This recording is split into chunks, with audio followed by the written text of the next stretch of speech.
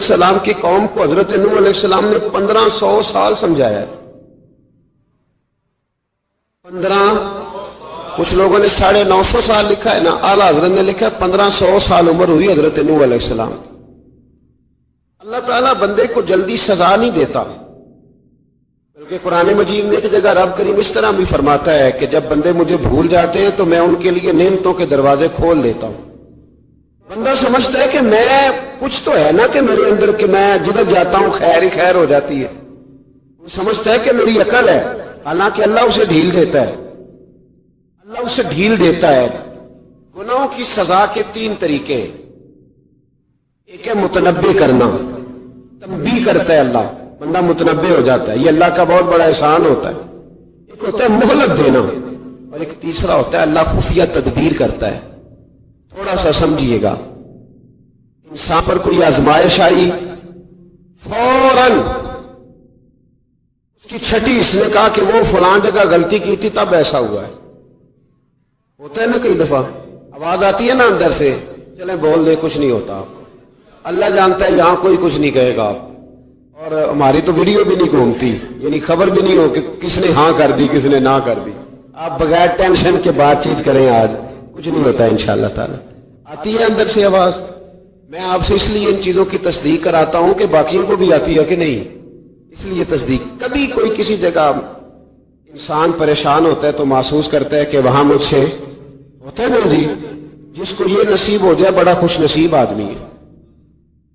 حضرت مولا علی فرماتے ہیں اگر تجھے دنیا میں سزا مل گئی تو بچ گیا ہے، سمجھ پھر اللہ کرم کرے گا، آخرت میں سزا نہیں دے گا. اور یہ یاد رکھ لے، وما اصابکم من مصیبت فبما کسبت ایدیکم ویعفو عن کثیر. اللہ فرماتا ہے دنیا میں تجھے جو بھی تکلیف پہنچتی ہے وہ تیرے ہاتھوں کے کرتوتوں کی وجہ سے پہنچتی ہے. ویعفو عن کثیر، فرمایا کثیر گناہ تو میں ویسے ہی معاف کر دیتا ہوں. یہ جو تیری زندگی میں دکھ ہے نا، یہ بھی میری قلیل سزائیں ہیں. یہ کثیر پر سزا، یہ قلیل ہے، قلیل یہ جو تمہاری زندگی میں تکلیفیں. انسان کو سزا ملتی. حضرت فضیل بن عیاض رحمۃ اللہ تعالی علیہ گھوڑے پہ بیٹھے تھے، گھوڑا شرارت کرنے لگ گیا، اچھلنے لگ گیا، کودنے لگ گیا. تو حضرت فضیل بن عیاض نیچے اترے، ایک کونے میں جا کے نماز کی نیت باندھ لی، 2 رکعت نماز پڑھی، پھر دیر تک استغفار پڑھتے رہے، روتے رہے، دعا کرتے رہے. واپس آئے، خادم عرض کرنے لگے حضور سمجھ نہیں آئی، گھوڑے نے تھوڑی سی شرارت کی، وہ بدکا ہے، آپ نے اس کو چھوڑا ہے اور چھوڑ کر کے آپ نماز میں لگ گئے. تو حضرت فضیل بن عیاض فرمانے لگے جب بندہ اللہ کی نافرمانی کرتا ہے نا تو جو چیزیں اس کی فرما بردار ہوتی ہیں وہ اس کی نافرمانی کرنے لگ جاتی. تو مجھے محسوس ہوا تھا کہ میں نے کہیں اللہ کی نافرمانی کی ہے، اس لیے ایسا ہوا ہے کہ میرے گھوڑے نے میں توبہ کرنے لگا ہوں. اور اب دیکھتا ہوں بیٹھ کے بھلا کیا ہوتا ہے. میں نے سچی توبہ، حالانکہ مجھے یاد نہیں کہ میں کہاں بولا، پر کھری اور سچی توبہ کی. دوبارہ گھوڑے پہ بیٹھے تو گھوڑا بالکل صحیح ہو کے ساتھ چلنے لگ گیا. میرے بھائی جب یہ تنبیہ ہے اللہ کی طرف سے، یہ متنبع کیا جاتا ہے کہ تو بعد آ جا. بہت ساری جگہوں پہ انسان کو وقتی طور پر اگر سزا مل جائے، نبی پاک علیہ السلام کی خدمت میں ایک صحابی آئے، بات مضبوط کر دوں، واقعہ سنایا ہے نا، کچھ لوگ سمجھتے ہیں کہ یہ واقعہ ہے، تو میں ایک حدیث پاک امام بہقی کی لکھی ہوئی عرض کرتا ہوں. نبی پاک علیہ السلام کے ایک صحابی آئے اور ان کا سر پھٹا ہوا تھا، خون بہ رہا تھا. سرکار نے فرمایا کیا ہوا؟ عرض کی حضور ایک عورت جا رہی تھی، میری نظر پڑی، ابھی نظر پڑی ہے کہ میرے آگے ستون آ گیا تو میرے سر پہ لگ گیا. نبی پاک صلی اللہ علیہ وسلم نے فرمایا تیرے لیے خوشخبری ہے، اگر دنیا میں تیری غلطی کی تجھے سزا ملی ہے تو پھر رب تجھے قیامت میں سزا نہیں دے گا. پھر اللہ قیامت میں سزا، بعض گناہ ایسے ہیں جن کی یہاں بھی سزا ملے گی اور وہاں بھی ملے، لیکن میرے بھائی پہلی بات یہ ہے کہ اللہ تعالیٰ اس غلطی کی یہی سزا دے لے اور دعا فرمائے اللہ تبارک و تعالیٰ یہاں بھی معافی عطا فرمائے، وہاں بھی معافی عطا فرمائے، اللہ درگزر ہی فرمائے. لیکن میرے بھائی ایک تو یہ سزا، ایک سزا یہ ہوتی ہے کہ انسان جب گناہ کرنے لگتا ہے تو اللہ نعمتوں کے دروازے کھولتا ہے، مہلت دیتا ہے. 500 سال تک فرعون کو مہلت دی. کتنے؟ یہاں جو 5 سال حکومت کر لیتا ہے وہ کہتا ہے سب سے قابل میں ہی ہوں، مجھے مہلت ملی ہوئی ہے۔ 500 سال مہلت دی اللہ تعالیٰ نے۔ فرعون کی قوم پر پتہ عذاب کس طرح کے آئے تھے؟ ٹڈیاں مسلط کر دی اللہ نے۔ یہ گھومتی نہیں چھوٹی سی، ہم اپنی زبان میں اس کو کچھ لوگ مختلف ناموں سے یاد کرتے ہیں، کوئی مکڑی کہتا ہے، کوئی کچھ کہتا ہے، مسلط کر دی، جاتی نہیں۔ ان پر بنی اسرائیل کے ان مقابل جو فرعون کی قوم تھی ان پر الزام اس طرح کا عذاب آیا کہ مینڈک مسلط کر دی اللہ تعالیٰ۔ برتن کھولتے تھے اندر مینڈک نکلتا تھا، دنیا کی ہر دوائی استعمال کرتے تھے لیکن مینڈک نکل آتا تھا۔ تھوڑا سا سمجھا کر ان چیزوں کو، ہمارے رنگ نہیں زیادہ گورے کہ ہم پر عذاب نہیں آتا، بہت زیادہ اللہ تعالیٰ معاف فرمائے دولت نہیں جمع کرا بیٹھے شاہی خزانے میں کہ ہم سے پوچھا نہیں جائے گا۔ یہ مہلت ہے، مہلت کو مہلت سمجھو۔ جب پکڑ آتی ہے نا اللہ کریم کی، میں نے دیکھا ہے کروڑوں روپیہ، 6 اولادیں، ایک شخص کے بچے باہر سے آ رہے تھے، وہ بندہ بیمار تھا، مجھے کہنے لگا حضرت جی دعا کریں میں ان کے آنے سے پہلے مر جاؤں ورنہ آ کے مجھے مار دیں گے، دعا کریں۔ اتنی بے سکونی، کروڑوں روپیہ پڑا ہے تو یہ عذاب نہیں؟ کوئی ضروری ہے کہ پتھر برسیں گے تو سمجھ آئے گی؟ جو سگا بیٹا بوڑھے باپ کے قریب سے گزر جاتا ہے، سلام نہیں لیتا تو اس کو عذاب نہیں سمجھتے؟ یہ جو امت کی بیٹیاں، امت کی بچیاں، ہماری بچیاں ایک سال کے اندر 75 76 ہزار بچی ایک ڈویژن سے بھاگ کے شادی کر رہی ہے، ایک صوبے سے، تو اس کو آپ اللہ کا عذاب نہیں سمجھتے؟ معمولی بات ہے؟ نہیں ہمارے رنگ ہو رہے، ہم بڑے سمارٹ ہیں۔ 1500 سال مہلت دی نوح علیہ السلام کی قوم کو۔ کتنے سال؟ بول کے بتائیے، بول کے دوبارہ بولیے۔ 1500 سال۔ کوئی آدمی اپنی سمارٹنس پہ خوش نہ ہو جائے کہ 20 سال ہو گئے میں تو نافرمانی بھی کر رہا ہوں، روٹی بھی پک رہی ہے، میں تو حرام بھی کھا رہا ہوں، پھر بھی سب ٹھیک ہے۔ 1500 سال مہلت دی۔ پھر حضرت نوح کہنے لگے اللہ میں نے تو بڑا سمجھایا، نہیں باز آتے۔ رب کریم نے فرمایا کشتی بناؤ۔ اللہ کے پیغمبر کشتی بنانے لگے تو قوم مذاق اڑانے لگ گئی۔ اب کیا کرنے لگے ہو؟ اب کشتی بنانے لگے ہو، خیر تو ہے، قوم مذاق اڑا رہی ہے۔ حضرت نوح علیہ السلام کا آپ نے کشتی بنائی، پانی کہاں سے نکلا؟ نہ بارشیں ہوئی نہ سیلاب آئے، ایک تندور تھا اس کے اندر سے پانی نکلنا شروع ہو گیا۔ کبھی تندور سے بھی پانی نکلا ہے، پر جب نکالنے والا چاہتا ہے تو وہاں سے بھی ایک تندور سے پانی نکلا، اتنا نکلا اتنا نکلا اتنا نکلا کہ قوم ساری ڈوب گئی۔ قرآن مجید کے صفحات شہادت دیں گے کہ حضرت نوح کی قوم کا بچہ بہ گیا، بچے صرف وہ تھے جو حضرت نوح کے ساتھ ہو گئے، تباہ ہو گئی۔ اللہ بے نیاز ہے، بے نیاز۔ 1500 سال مہلت ملے اور تو پھر بھی کہے رب بڑا کریم ہے، معاف کر دے گا۔ 1500 سال تجھے گنجائش دے اور تو کہے کوئی نہیں، بات معافی ملنی چاہیے ابھی بھی۔ میرے بھائی، حضرت صالح علیہ السلام کی قوم، حضرت صالح نے تبلیغ شروع کی تو کہنے لگے پہلے معجزہ دکھاؤ۔ جی آج تو نہیں لوگ معجزے مانگتے آج بھی لوگ کرامتے اور معجزے، اللہ معاف کرے، جو چیزیں معجزہ تو ہو نہیں سکتا لیکن آج بھی لوگ، آپ یقین کریں، کہتے ہیں یہ بڑی نمازیں پڑھتا ہے تو پھر بخشا کیوں نہیں گیا، پھر کیوں نہیں منو سلوا کیوں نہیں اترا اس پر، میں بھی اسی طرح ہوں، کیا اس کے اندر خوبی آ گئی؟ مولوی بھی ویسے ہی ہے، صوفی بھی ویسے ہی ہے، لوگ مانگ نہیں رہے، لوگ دلیلیں مانگ نہیں رہے، ابھی بھی لوگ بحث نہیں کرتے، کیا فرق آ جائے جی، ویسے ہی ہیں سارے۔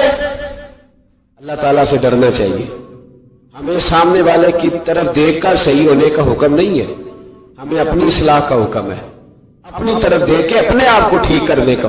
الزام لگا کے گزر جانا اس کا کوئی مطلب؟ سنو اور یاد رکھو، حضرت صالح علیہ السلام سے کہنے لگے پہلے معجزہ دکھائیں، تو حضرت صالح علیہ السلام نے فرمایا اونٹ کہاں سے پیدا ہوتے ہیں؟ کہا اونٹنی کے بطن سے۔ فرمایا آؤ میں تمہیں پہاڑ کے اندر سے اونٹنی پیدا کر کے دکھاتا ہوں۔ کہاں سے؟ پہاڑ کے اندر سے۔ حضرت نوح ساتھ لے کے گئے تو پہاڑ کے اندر سے اونٹنی نکلی اور اونٹنی بھی گابن تھی، اس کے پیٹ میں بچہ، اور اونٹنی اتنا دودھ دیتی تھی کہ ساری بستی دودھ پی جاتی تھی، پھر بھی دودھ بچ جایا کرتا تھا۔ لیکن حضرت نوح علیہ السلام نے فرمایا اب تم نے دیکھ تو لیا ہی اسے، یہ جتنا دودھ دے گی روٹی بھی اتنی کھائے گی، ایک دن تم سارے پانی پیو گے، ایک دن یہ سارا پانی پیا کرے گی، ایک دن تم سارے باقی جانوروں کو گھاس کھلاؤ گے، ایک دن یہ اونٹنی، اور اونٹنی کا نام کیا؟ ناقۃ اللہ، اللہ کی اونٹنی۔ اس کی اونٹنی نام کیا ہے؟ اللہ کی، یہ اللہ کی اونٹنی ہے۔ تو حضرت نوح علیہ السلام کی اونٹنی فرمایا اس کی بے ادبی نہ کرنا۔ باز نہیں آئے لوگ، باز نہیں آئے، کہنے لگا جی دودھ دینا تو ٹھیک ہے، پر یہ جو سارا پانی پی جاتی ہے نا یہ صحیح نہیں، یہ جو ساری گھاس کھا جاتی ہے یہ نہیں ٹھیک، دودھ دینا تو ٹھیک ہے پر یہ نہیں صحیح۔ آپ نے فرمایا اسے کچھ نہ کہنا، اللہ کی اونٹنی ہے۔ میں کہا کرتا ہوں ان لوگوں نے ناقۃ اللہ کی بے ادبی کی، حضرت نوح علیہ السلام کی اونٹنی کی ٹانگیں کاٹ دی، صالح علیہ السلام کی۔ اور دیکھو اللہ بڑا بے نیاز ہے، اگر پیدا کرنا جانتا ہے تو حفاظت کرنی نہیں جانتا، لیکن رب کریم نے فرمایا نہ کرنا۔ انہوں نے ان کے پیر کاٹ دیے، کانوں پہ چھریاں لگائیں۔ اونٹنی جب مر گئی، اونٹنی اللہ تبارک و تعالیٰ کی وہ اونٹنی جب مر گئی تو حضرت صالح علیہ السلام کی قوم پر رب کریم نے زلزلہ بھیجا، اذا زلزلت الارض زلزالہا، جب زلزلے آئیں گے اور جب ان کا زلزلہ آنا زلزلہ آتا ہے نا، کیا کرتی ہے قوم؟ لا الہ الا اللہ، لا الہ الا اللہ، کلمے جاری ہو جاتے ہیں۔ بلکہ ایک دفعہ ایسا بھی ہوا کہ مسجدوں میں اعلان ہونے لگے زلزلہ آ رہا ہے، جو فجر کے لیے نہیں اٹھے زلزلے کے لیے وہ بھی اٹھ گئے، جن کا دعویٰ ہے نا میری سویرے آنکھ نہیں کھلتی، ان کی لگی نہیں کتنے گھنٹے، بعد میں بھی نہیں لگی، ٹی وی پہ اعلان ہوتے رہے کوئی نہیں آ رہا سو جاؤ چپ کر کے، لیکن آنکھ لگی۔ موت سے تو ڈرتا ہے، اللہ سے ڈرتا ہی نہیں، موت کا خوف ہے رب کا نہیں۔ زلزلہ آیا، ساری قوم تباہ ہو گئی۔ بتاؤ اگر ناقۃ اللہ کی گستاخی ہو تو اللہ ناراض ہو جاتا ہے، اور اگر اولیاء اللہ کی ہو، اگر اولیاء اللہ کی ہو تو رب ناراض نہیں ہوتا؟ شرم نہیں آتی لوگوں کو داتا صاحب کی بے ادبی کرتے، شرم نہیں آتی لوگوں کو غوث اعظم کی گستاخی کرتے، حیا نہیں آتی جنہوں نے دین پھیلایا ان کی بے ادبی؟ میں درد سے کہتا ہوں، رو کے کہتا ہوں، اور اگر کلیجہ پھٹ سکے تو میں دکھاؤں زخم کتنے۔ ایک حج کے موقع پر ایک بابا جی، اس سال 4,80,000 روپے کا پرائیویٹ حج تھا، بابا جی کی کیفیت کمزور تھی، بیچارے بیمار تھے، اس کے باوجود وہ گئے، بوڑھے آدمی، جا کے بیٹھیے بزرگ، اور کتنی مشکل ہے وہاں مینا، مزدلفہ، عرفات، طواف زیارت، کتنا مشکل کام ہے طواف زیارت کرنا، طواف وداع کرنا، کس کٹھن سے حج کیا، بڑھاپے میں پیسے بھی لگائے، اور جب وہ روضہ رسول پہ گئے صلی اللہ، اور انہوں نے جا کے نبی پاک صلی اللہ علیہ وسلم کے روضے کی طرف منہ کر کے درود شریف پڑھا تو ایک ملا نے اٹھ کے کہہ دیا تو مشرک ہے۔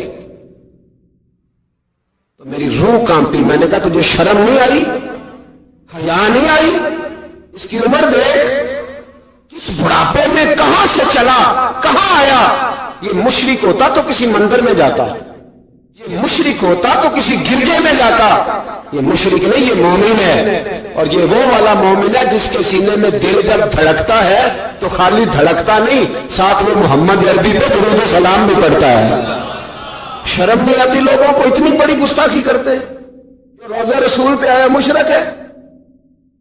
میں نے جو مولوی کو صاف صاف کہا تھا، میں نے کہا اگر میں مشرک ہوں تو نکالو، مشرک کا داخلہ تو یہاں ویسے منع ہے۔ شرم نہیں آتی؟ اپنی زبان کا ایک پاس کرو کچھ۔ اتنا ظلم، اتنی بڑی فرقہ واریت امت میں، اتنا امت کو تقسیم کرتے ہو، تمہیں شرم نہیں آتی؟ جہاں سے اتحاد کا پیغام دینا چاہیے وہاں سے تم لوگوں کو فرقے کا پیغام دیتے ہو، ایک مقصود فرقے کی تبلیغ کرتے ہو۔ خدا را، تو میں کہہ رہا ہوں ناقۃ اللہ کی بے ادبی پہ عذاب آتا ہے، تو اولیاء اللہ کی بے ادبی میں نہیں آتا؟ داتا صاحب ساری زندگی کی تبلیغ کرتے رہے، ایک آدمی نے اٹھ کے کہہ دیا جناب وہ تو شرک کا اڈا ہے، تو رب کریم ناراض نہیں ہوتا ان باتوں سے؟ ہمیں خیال کرنا چاہیے، اللہ سے ڈرنا چاہیے، ان چیزوں سے عذاب آتا ہے اور آ رہا ہے، اللہ تعالی ہمیں محفوظ فرمائے۔ اللہ ہمیں اس سے، قوم لوط پہ بھی عذاب آیا، ہم جنس پرستی، مرد مردوں سے بدکاری کرتے ہیں۔ حضرت نوح نے سمجھایا یہ کام درست فطرت کے خلاف ہے، یہ کام درست نہیں۔ جب انسان یہ کام کرتا ہے تو زمین اور آسمان کانپتے ہیں۔ اب میں کیسے کھول کے بتاؤں، میرے پاس اعداد و شمار ہیں کہ پاکستان کے اندر اس کام کی کیفیت کیا ہے اور کس طرح کر کے لوگ، میں تو رونا روتا رہتا ہوں داڑھی کا۔ لوگ کئی دفعہ کہتے ہیں حضرت صاحب پہلے بھی آئے تھے تو داڑھی کی بات، پھر بھی آئے تو داڑھی کی بات، تو میں رونا روتا ہوں۔ اس لیے روتا ہوں کہ جو کلین شیو نوجوان ہوتا ہے وہ امرت کے حکم میں ہے، اس پر وہی حکم لگتا ہے جو عورت پہ لگتا ہے۔ اس کے ساتھ مرد کا اٹھنا بیٹھنا اسی طرح ناجائز ہے جس طرح عورت کے ساتھ۔ حضرت جنید بغدادی رحمت اللہ تعالی علیہ کے سامنے ایک شخص نے کہا وہ کتنا خوبصورت نوجوان جا رہا ہے، تو آپ فرمانے لگے تو حافظ قرآن نہیں کہا؟ ہاں۔ فرمانے لگے جا اپنے حفظ کی خیر منا۔ وہ شخص کہتا ہے میں نے اس بغیر داڑھی والے کلین شیو نوجوان کو بری نظر سے دیکھا، مجھے قرآن پاک ہی بھول گیا، سارا قرآن پاک بھول۔ اور کتنے سال میں دعائیں کرتا رہا، بیت اللہ کے طواف کرتا رہا، میں یاد بھی کرتا تو نہیں ہوتا۔ کیسے اب تو ہمارا نعت کہاں بیوٹی پارلر سے ہو کے آتا ہے، ہم کسی اور کو کیا پیغام دیں؟ وہ پیغام، وہ نظام، وہ طریقہ کار جس کا حکم تھا شریعت میں، قوم لوط پر عذاب آیا۔ صحیح بیٹھتے ہوں گے بچے جو موٹر سائیکلوں پہ بیٹھتے ہیں، میں نے گجرانوالہ کی سڑکوں پہ بچوں کو، نوجوانوں کو جو تماشے کرتے سرے عام دیکھا ہے تو مجھے ڈر لگتا ہے۔ کوئی روکنے والا نہیں، شغل ہو رہا ہے، ہنس رہے ہیں، اور سامنے عورتیں بھی ہیں، سب ہو رہا ہے۔ کتنی تکلیف کی بات۔ حضرت نوح کی قوم یہ کام کرتی تھی، قرآن پاک نے بیان کیا ہے۔ حضرت نوح نے سمجھایا، فرمایا رب کریم نے تمہیں اپنی خواہش پوری کرنے کے لیے جائز طریقہ عطا فرمایا، عورتوں سے نکاح کرو، اور اس نکاح کی برکت سے جو اللہ تمہیں اولاد دے گا اس کو اللہ تبارک و تعالیٰ تمہارے لیے باعث بخشش بھی فرمائے گا۔ لیکن جب قوم نہ مانی تو جو قوم لوط کا عمل کرے اس کا علاج قرآن نے بیان فرمایا کہ آسمان سے پتھر برسیں گے، پتھر برسے، جن کے بڑے بڑے اچھے دماغ تھے ان کے دماغ چکنا چور کر دیے گئے، تباہ کر دیے گئے، ان کے دماغ زمین پر بچھاڑ دیا گیا۔ اللہ مہلت دیتا ہے، لیکن اس کا مطلب یہ نہیں کہ انسان توبہ نہ کرے۔ حضرت شعیب علیہ السلام کی قوم پر بھی عذاب آیا، اس لیے کہ بددیانتی کرتی تھی، ناپ تول میں کمی کرتی تھی۔ میں نے کہا تھا شب قدر کی رات کہ یہ کوئی تماشا ہے کہ شب رات آئی تو ساری رات روتے رہے، یا اللہ معاف کر دے، یا اللہ معاف کر دے، رو رو کے چیخے مار مار روئے۔ شب قدر آئی تو پھر چیخے ماری، ساری رات روئے۔ جس بندے کا پروگرام ہی نہیں سویرے بدلنے کا، دکان پہ بیٹھ کے پھر وہی ناپ تول میں کمی، پھر وہ اللہ تعالیٰ معاف کرے۔ میں ایک مضمون پڑھ رہا تھا تو وہ فوڈ کے اسپیشل لوگ تمہیں لکھا تھا مہربانی کرو ملاوٹ ہی اچھی چیز کی کر لو، مرچ میں کیری تو نہ ملاؤ اینٹوں کی، وہ تو بیمار کرتی ہے، وہ تو خون کی آنتوں کو روک دیتی ہے۔ وہ کہنے لگا، اور وہ کہتا میں تمہیں بتاتا ہوں کون کون سی چیز ملائی جا سکتی ہے، وہ ملا لو۔ خدا را اس قوم پہ رحم کرو، مہربانی۔ ایک دوست ہے ہمارے، میں وزیر آباد میں ان کے گھر بیٹھا تھا تو ایک میڈیکل، میرا کسی شخص پہ اعتراض کرنے کا میں مجموعی بات کرتا ہوں۔ میں ایسے ڈاکٹروں کو جانتا ہوں جو اللہ تعالیٰ فضل کرے سچ مچ کے نیک ہیں، اچھے لوگ۔ تو بچے کا میڈیکل سٹور ہے، والد بیمار ہو گیا تو وہ کہتا ہے ابا جی ڈاکٹر صاحب نے کہا آپ کو ڈرپ لگنی ہے، تو سگے باپ کو ڈرپ لگانے لگا تو باپ کیا کہتا ہے پتر تیری مہربانی مینوں کوئی اصلی لائی، وہ نہ لائیں جڑی لوکاں نوں لانا ہے۔ اب وہ پیار سے سنا رہا ہے بات۔ میں نے اسے کہا کہ یہ تو ڈوب مرنے کا مقام ہے نا، ڈوب مرنے کا مقام، جس ملک کے اندر دوائی بھی صحیح نہ بکے، اصلی نہ ملے دوائی بھی، اور پھر وہ قوم کہے کہ ہم نے تو پورے روزے رکھے، ہم نے تو بڑا صدقہ اور خیرات کیا، دوائی بھی اصل نہ ملے۔ جناب شعیب علیہ السلام کی قوم ناپ تول میں کمی کرتی تھی، اللہ تبارک و تعالیٰ نے ان پر بتا عذاب کس طرح کا بھیجا، شدید گرمی ہوئی۔ اللہ ہمیں محفوظ فرمائے، سارے آمین کہہ دیا۔ دیکھیں کتنا اچھا موسم کر دیا رب کریم، اللہ ہمیں محفوظ فرمائے، اللہ رحمت فرمائے۔ شدید گرمی کی لہر آئی، باہر اتنی گرمی ہوئی کہ لوگ اپنے گھروں میں گھس گئے، جس طرح سورج کی شعائیں گھروں کے اندر داخل ہو جاتی ہے اس طرح گرمی کی لہر اندر داخل ہوئی، اور جس طرح کسی کو آگ لگ جائے تو وہ آدمی اچھلتا کودتا ہے نا، इस तरह ये लोग उछलने लगे और उछल कूद के मर गए। जुर्म क्या था? नाप तोल में कमी करते। हजरत दाऊद की कौम भी तबाह हुई। जुर्म क्या था? हफ्ते वाले दिन मछलियां नहीं पकड़नी तो ये पकड़ते थे। हुक्म है ना मुसलमान को नमाज के टाइम कोई और काम नहीं करना, नमाज पढ़नी है। मेरा ख्याल है मुसलमान तो फटाफट आ जाते हैं, सारे ही पहुंच जाते हैं ना मस्जिदों में। हल्का हल्का बोल रहे हैं आप, क्यों नहीं पहुंचते? अगर हजरत सैयद, और पता है उन्हें सजा क्या मिली? अल्लाह ने फरमाया इस टाइम इबादत करनी है, काम नहीं करना, वक्त नहीं है काम का। उन्होंने मछलियां पकड़ी, 12,000 लोग थे। पता है मालिक ने सजा क्या दी? बंदर बना दिया अल्लाह करीम। कुरान मजीद का पहला सिपारा पढ़े, फजअलनाहा नकालन लिमा बैना यदैहा व मा खल्फहा। अल्लाह फरमाते पिछलों के लिए भी इबरत बना दिया, बाद वालों के लिए भी इबरत, निशाने इबरत बना दिया। बंदर बन गए और जो उनके दोस्त जो बच गए थे उनके पैर